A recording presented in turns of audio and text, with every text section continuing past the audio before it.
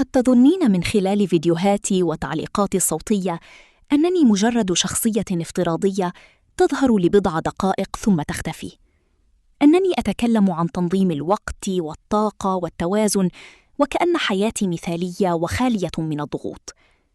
لكن الحقيقة مختلفة تماماً. أنا امرأة متزوجة وأم لطفل رضيع، وأيضاً امرأة عاملة أحاول كل يوم أن أوفق بين مسؤولياتي كلها دون أن أنهار.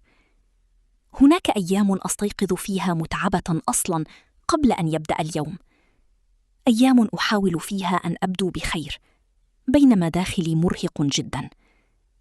أحياناً أفتح هاتفي لأقرأ تعليقات جميلة منكم فأبتسم، لكن خلف تلك الابتسامة توجد امرأة تحاول فقط أن تستمر.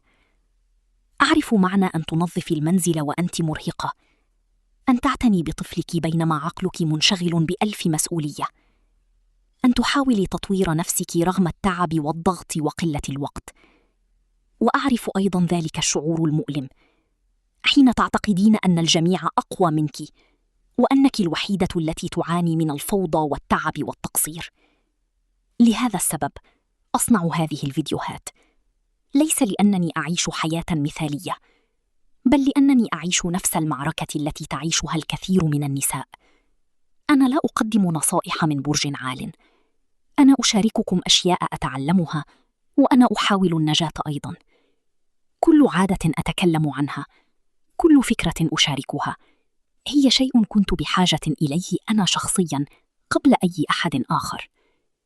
تعلمت مع الوقت أن المرأة لا تحتاج أن تكون مثالية حتى تكون ناجحة، ولا تحتاج أن تنجز كل شيء حتى تكون قوية. أحياناً القوة الحقيقية هي أن تكملي يومك رغم التعب، أن تنهضي مرة أخرى رغم الضغط، أن تحاولي من جديد حتى بعد يوم سيء.